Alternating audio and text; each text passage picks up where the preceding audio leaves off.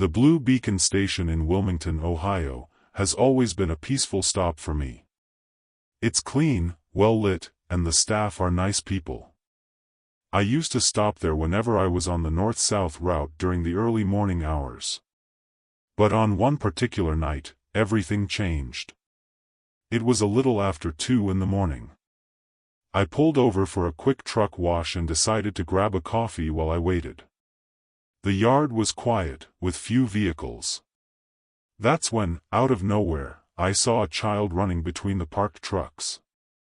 Small, she must have been about 6 years old, wearing a gray hooded sweatshirt. At first, I thought she was the son of a truck driver. But something bothered me, she didn't make any noise. No footsteps, no breathing, nothing. She just ran from one side to the other, as if she were playing hide-and-seek. I tried to see her face, but her hood covered it. I found it strange that a child would be out there at that time of the morning, in a yard full of moving vehicles. I decided to alert the others. I walked up to 2 drivers who were talking near a tanker truck and asked if they had seen the child. They looked at me as if I was crazy. What child? I insisted, pointing in the direction she had run, but she was no longer there. I walked around the truck, looked between the axles, near the guardrail, nothing. I went back to my truck and, as I passed by the side window, I saw something that stopped me in my tracks, 2 small footprints marked in the dust on the door. As if someone had leaned against it to look inside. It wasn't mud. It was a kind of gray dust, like the kind that comes from burning brakes. I touched it and it immediately vanished. When I got into the cabin, the air felt different. A localized cold, concentrated right in the passenger seat. I tried to ignore it, convinced that it was just fatigue. But while I was waiting in line for the car wash, I saw her again. Standing between 2 trucks, with her back turned. Only this time, something was wrong with her silhouette. Her legs were too thin. Her body seemed slightly distorted, as if the child were a shadow cut out of reality. When one of the headlights of the truck next to her shone by reflection, she disappeared. As if she had never been there. By this point, I was really nervous. I got back into the truck and stood there, with the doors locked, looking through the rear-view mirror. I couldn't explain what I was feeling. It wasn't just ordinary fear. It was something deeper.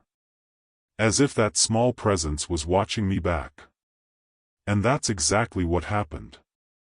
When I looked in the passenger side mirror, I saw her face for a second. Her face was pale, her eyes completely black, expressionless.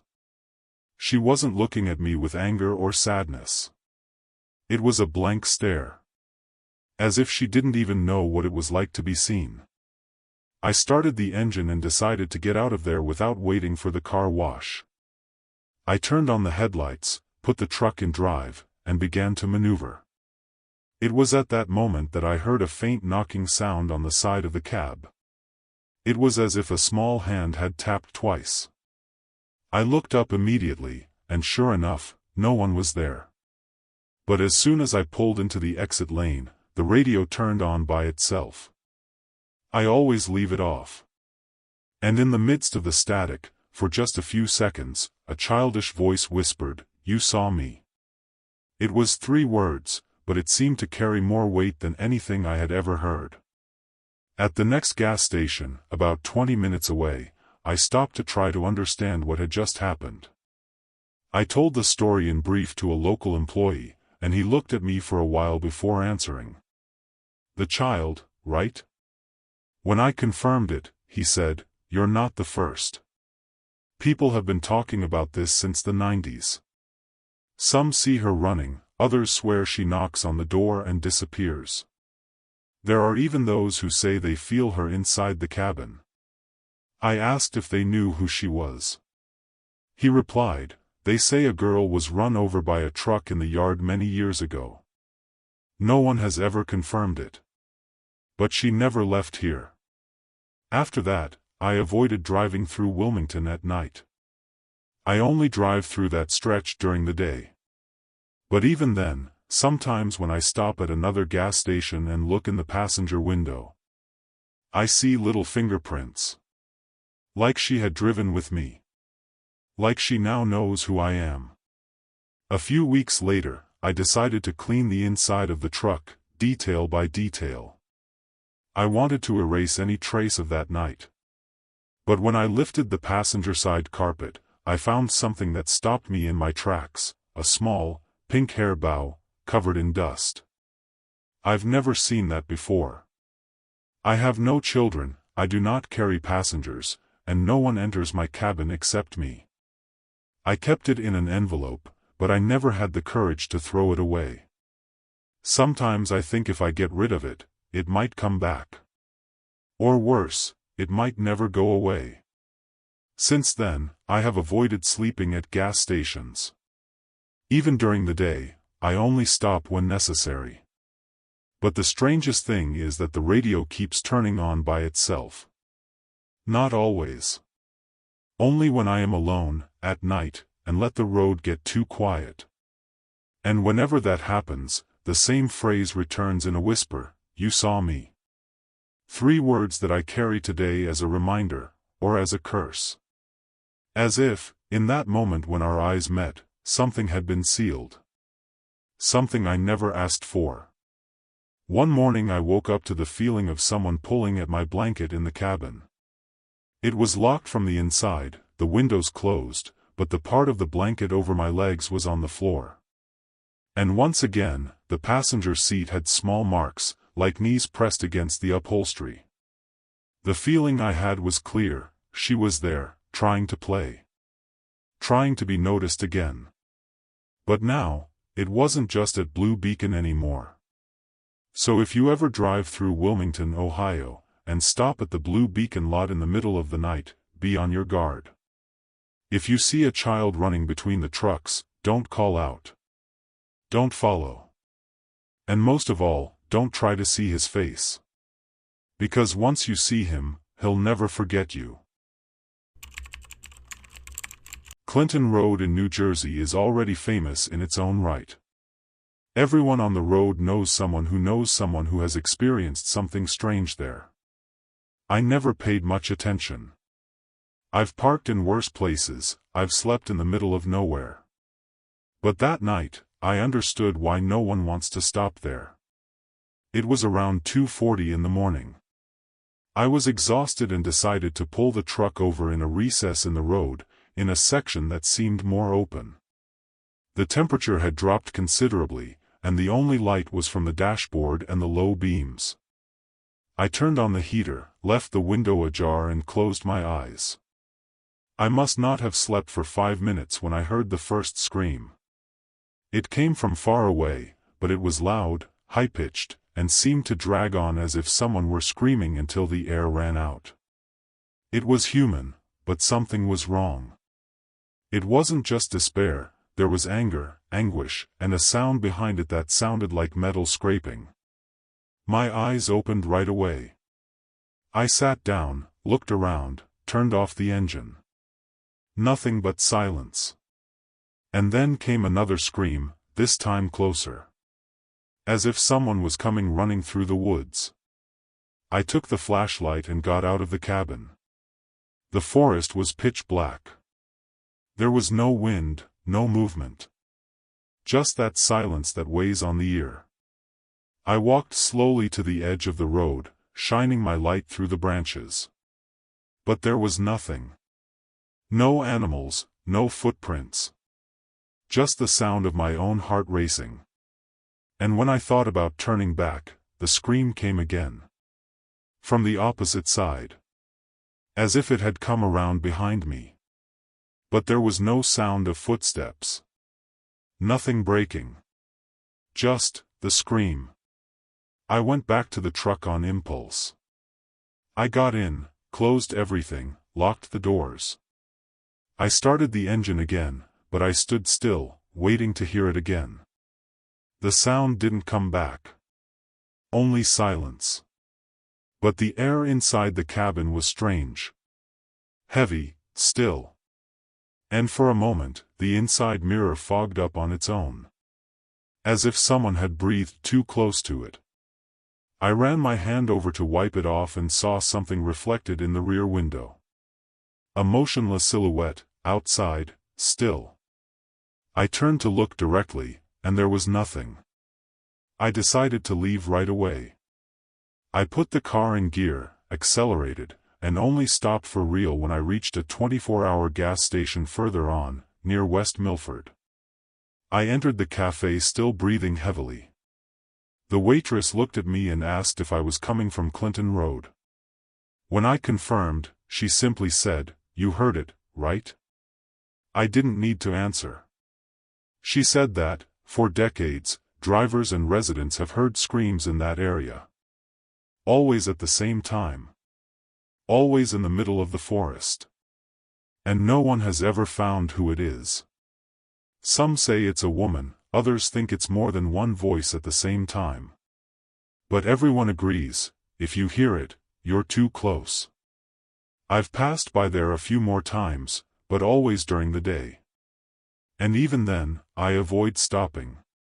But the strangest thing is that, after that night, the screams have come back to me in other places. I've heard them in the background of the radio, amid the static. I've dreamed them, waking up with a dry throat, as if I'd screamed along with them.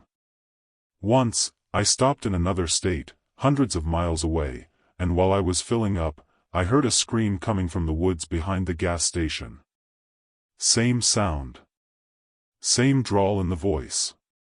When I went to check, there was nothing, just a message scrawled on the fogged-up windshield, "You're back."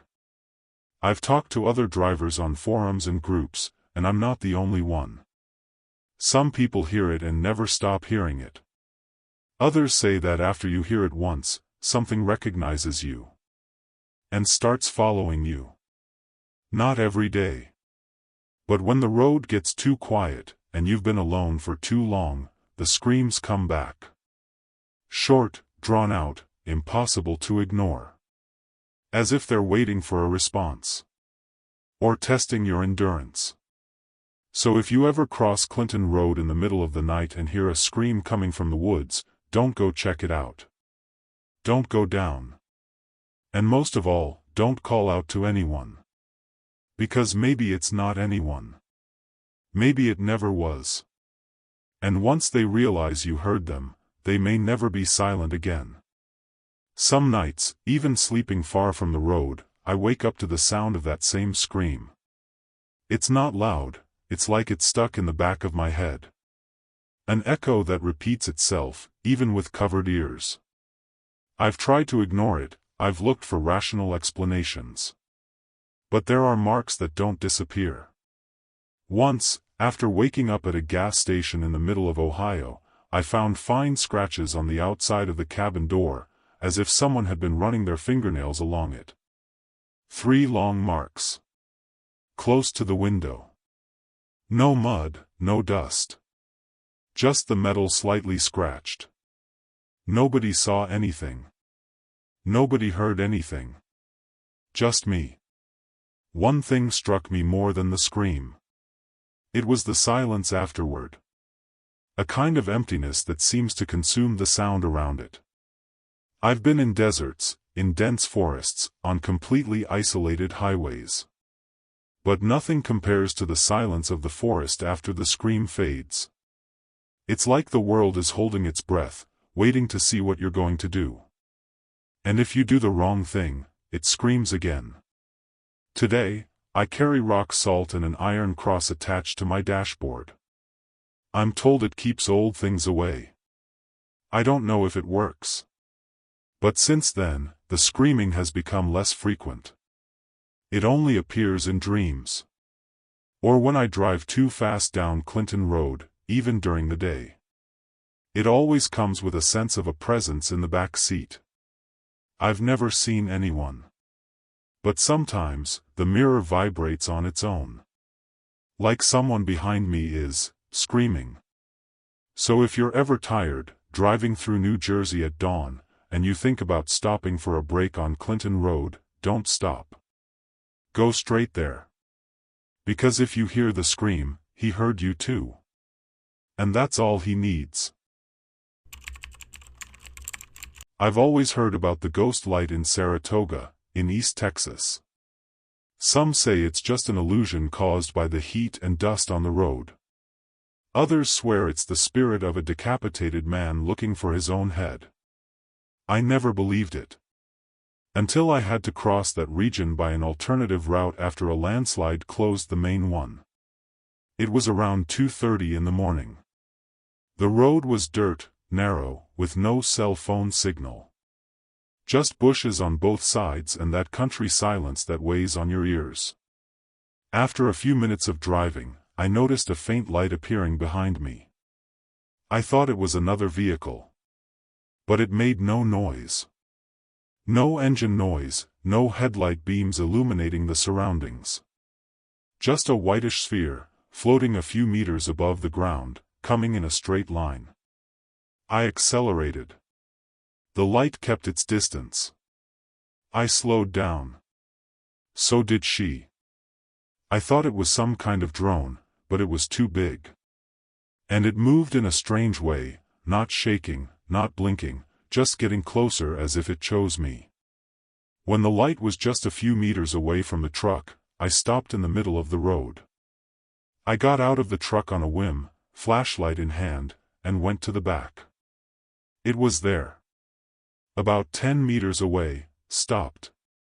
It glowed with a bluish hue, without emitting heat, without casting a shadow. It was like looking directly at a spotlight stuck in the air. I took a step, and it went out. It simply vanished. The place went completely dark, as if all the lighting had been pulled out with it. It took a few seconds for my vision to adjust again. I walked back to the cab with shaking hands. I started the engine and drove off without looking back. But after about 5 minutes, she appeared again. This time right next to the truck. Floating parallel to the road, between the trees. I could see her reflection in the mirrors. I could feel her presence. As if she were escorting me, or watching me. And every time I tried to look directly at her, she would move into a blind spot. Never in front. Never completely behind. Always on my flank, as if she were surrounding me. I felt like I was being followed by something that didn't belong in this world. I started praying quietly, I don't even know what I was saying. I just tried to stay focused on the road, which was already full of potholes and was starting to get even narrower. The light remained there, without blinking, without sound, just that presence hovering in the corner of my vision. And then, out of nowhere, it accelerated. It passed in front of the truck at an absurd speed and disappeared into the woods. By reflex, I braked hard. The engine almost turned off. Silence returned like a sharp slap. I took a deep breath and tried to get back in the driver's seat, but as soon as I put my foot on the accelerator, the truck's dashboard started flashing. All the lights came on at once. As if the electrical system had gone crazy. The radio, which had been turned off, turned on by itself and let out a short hiss. And in the middle of the hiss, a laugh. A thin, short laugh, like a child's. So low that it could have been my imagination. But it wasn't. Because right after that, the passenger seat sank by itself. As if someone had sat there. I didn't have the courage to look straight ahead. I just put my foot down and accelerated. The road shook the entire truck, but I just wanted to get out of there. The GPS wasn't working, my phone was frozen. Only the headlights illuminated that narrow dirt road as I tried to maintain control. After a few kilometers, I saw a clearing and entered it without thinking. I stopped, turned everything off, and stood in silence. The light didn't appear. But the passenger seat, it was still sunken. When I worked up the courage to look, there was nothing. But the smell, it was like ozone, burnt, metallic. A smell I'd never smelled before. From that point on, the road changed. As if I had crossed a threshold. The GPS came back on. So did my cell phone. And the dirt road ended in smooth asphalt, as if that previous stretch wasn't part of the same region. I looked in the rearview mirror and saw nothing. Just complete darkness. But the passenger seat was still sunken in. And by reflex, I glanced at the inside mirror. For the first time that night, I wished I hadn't looked. Because for a split second, the light was there inside, reflected, standing right behind me. After that early morning, I could never drive through that area without remembering what I saw. I spoke to 2 truck drivers who often make deliveries in the area, and when I mentioned the light, one of them simply said, "Oh, it chose you." I asked him what he meant by that, and he explained that the Saratoga light doesn't appear to just anyone. It follows whoever it wants to take.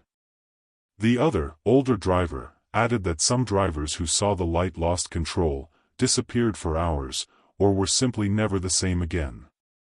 It's like it pulls something out of us. Since then, I have avoided driving alone on dirt roads during the early hours of the morning.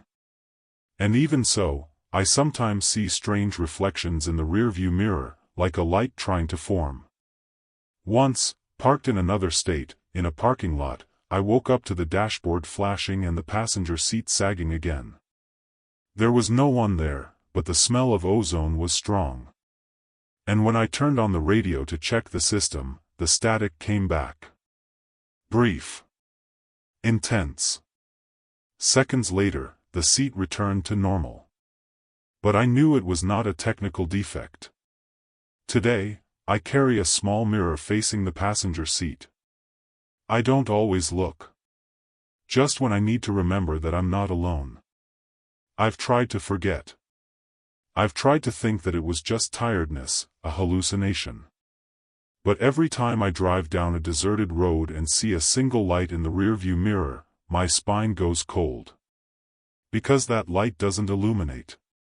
She watches. And sometimes, it comes in uninvited. So if you're ever cruising through East Texas and you see a white light coming up behind you, don't stop.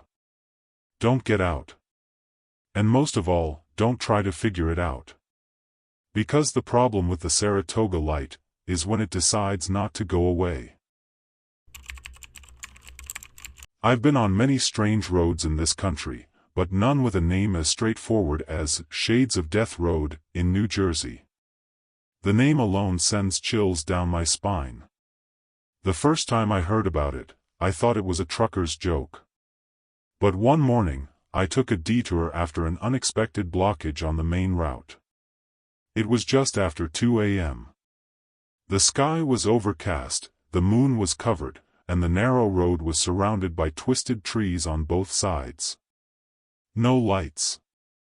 Just the headlights of my truck cutting through the darkness. I was calm, listening to low-key music, when I noticed headlights appearing in my rearview mirror. 2 points of light approaching quickly. Very quickly. I thought it was some crazy person trying to overtake in the wrong place. I signaled, pulled over to the corner and slowed down. But when the truck passed, my blood ran cold. It was an old model, from the 80s, faded paint, worn bodywork. But what made me freeze was the fact that there was no one driving. The steering wheel turned by itself, and the headlights on revealed no face behind the windshield. Just emptiness. The vehicle passed by in a blur, and for a few seconds, everything around me seemed to go silent. No engine sound, no tire noise. Just a strong wind that shook my truck. It sped down the road and disappeared around the next bend. But even after it disappeared from view, its headlights still seemed to reflect off the branches. As if the road held its echo. I drove on again, my heart in my throat, checking my mirrors every few minutes. But the road was empty again. Too empty. As if everything had gone back to neutral. I drove on for another 20 minutes until I saw something that took my breath away. The same truck. Stopped on the shoulder, headlights on. No one inside. As if it had been waiting. I drove by slowly, and its engine started by itself. The headlights flashed, and it pulled onto the road behind me. I didn't need to look any further. I sped up, but no matter how much I sped up, the headlights were still there. Always at the same distance. Neither closer nor further away. As if it wasn't a truck, but something stuck in my wake. That silent chase lasted what seemed like hours. The radio inside my cabin started to fail, mixing static with metallic noises, as if someone was scratching the channel with their nails. There was no voice, no music. Only that sound interrupted my concentration. I looked at the dashboard and realized that the clock was stuck at 2:47. The same time since I first saw that truck. I tried to reset the system, but nothing responded. And its headlights remained fixed behind me, as if fixed in the darkness. That's when I did something I don't recommend to anyone. I pulled over abruptly to the side of the road and stopped. I got out with the flashlight shaking in my hand and walked to the middle of the road. I was ready to face whatever it was. But when I turned around, he was gone. Nothing. No headlights, no engine, no dust in the air. The road was just road again. Total silence. And then I noticed something else. The air around me was still, thick, as if it had just been occupied by something heavy. The kind of presence that lingers, even when you don't see it. I got back into the truck, and just as I closed the door, the radio turned on by itself. And for a second, a male voice said, "This is my road." That was it. Then the static returned. The voice was deep and slurred, as if it were coming from far away. Or from a long time ago. I started the engine, and everything worked normally again. Dashboard, clock, GPS. Everything. But I no longer felt in control of the trip. It was as if something was allowing me to continue. As if that road had let me go. I arrived at my destination a few hours later and could barely sleep. I told a gas station attendant in Hackettstown what had happened. When I mentioned Shades of Death Road, he simply replied, "You saw the truck, right?" And then he told me that decades ago, a driver died there after losing control of his vehicle on a similar morning. Since then, people say that his truck appears on moonless nights, chasing anyone who crosses its stretch of road. But he only appears to those he chooses, the attendant said. And if you saw him, he saw you too. Since that night, I have never passed through Shades of Death Road again. Not even during the day. Just hearing the name makes my chest feel heavy. But the strangest thing is that, on some routes far from there, through other states, I had the feeling of seeing the same headlights appear in the rearview mirror. Same distance, same tone of light. And when I look, nothing. As if that truck had marked me. I once stopped at a rest area, and when I came back from the diner I found large tire tracks next to mine. But there was no other truck parked. Just mine. I've been carrying an extra mirror facing the back of the cabin ever since. And every now and then, I swear I see a shadow sitting there. Never for long. Never clearly. But enough to remind me of what I saw on that road. I've changed trucks, I've reviewed the systems, I've slept in hotels just to avoid spending another night inside the cabin. But still, he comes back. In a dream, in the rearview mirror, in the low noise of the radio. As if something was always just a little behind. I spoke to other truck drivers, and some said they had heard similar stories. Few admit to having seen the ghost truck. But among those who did, they all shared one thing, a change. It was as if you were never alone on the road again.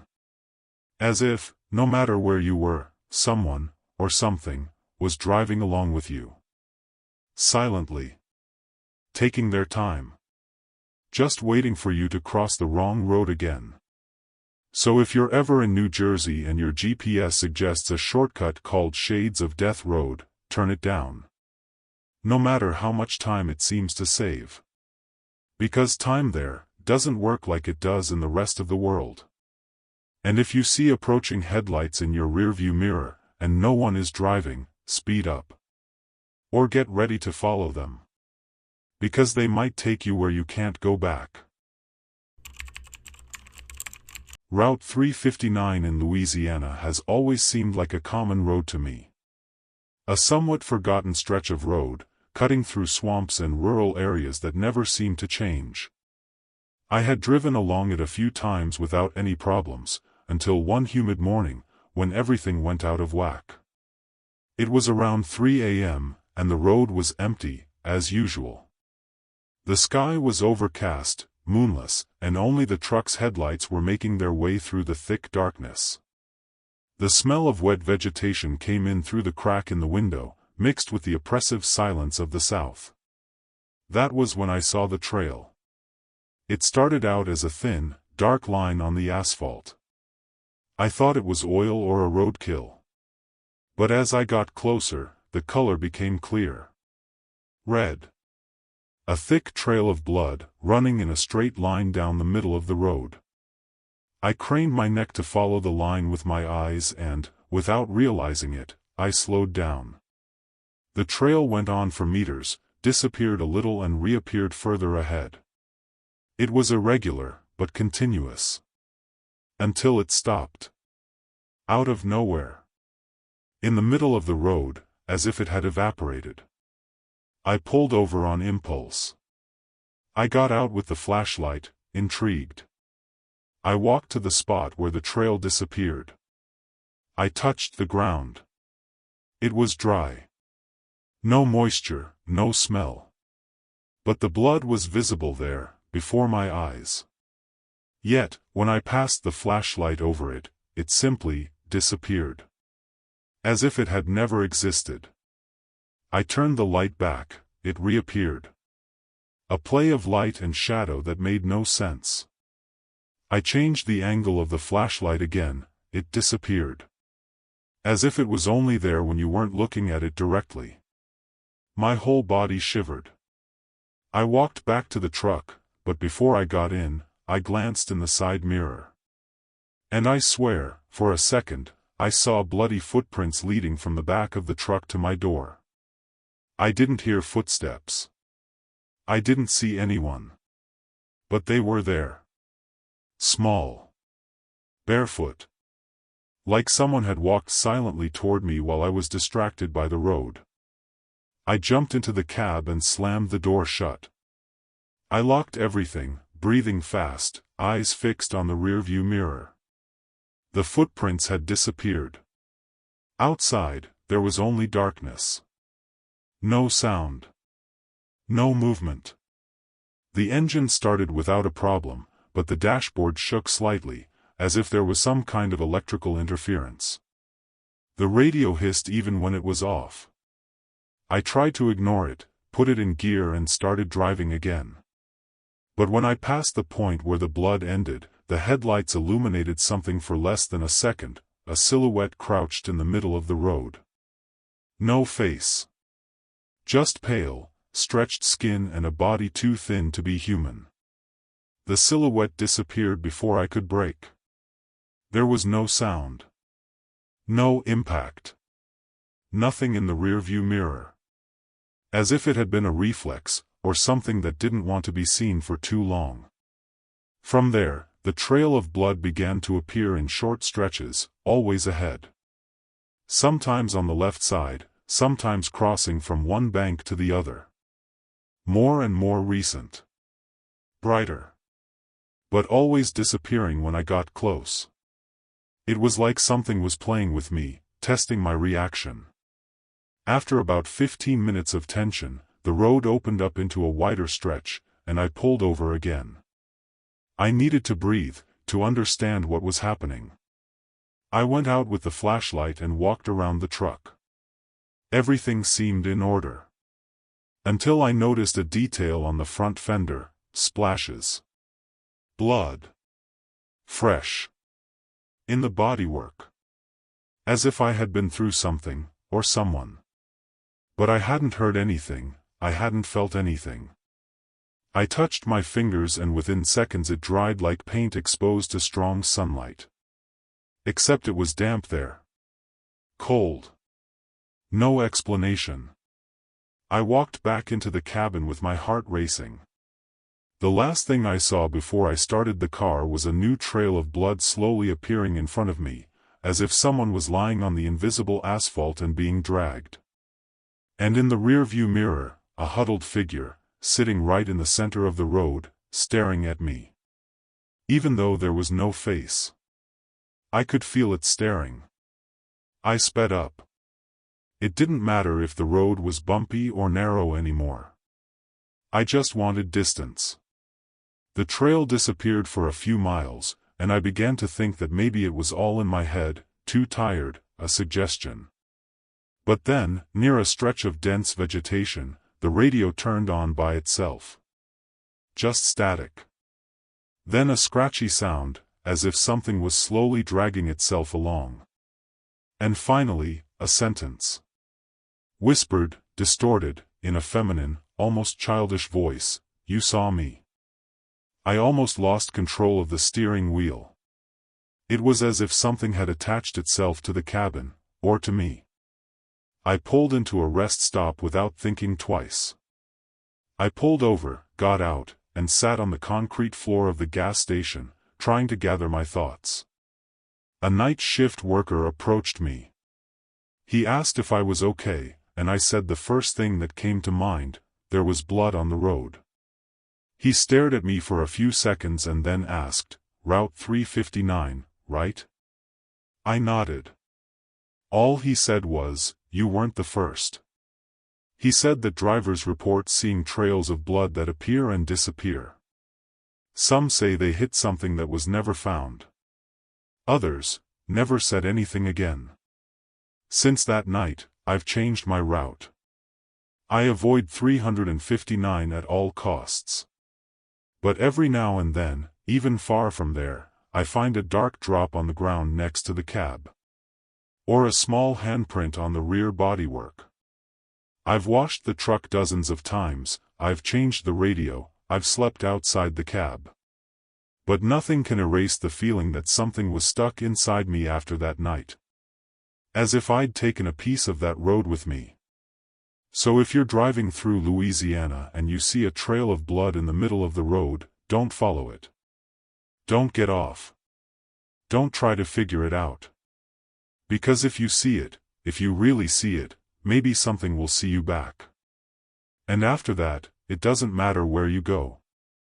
There's going to be a part of the road that never lets you go.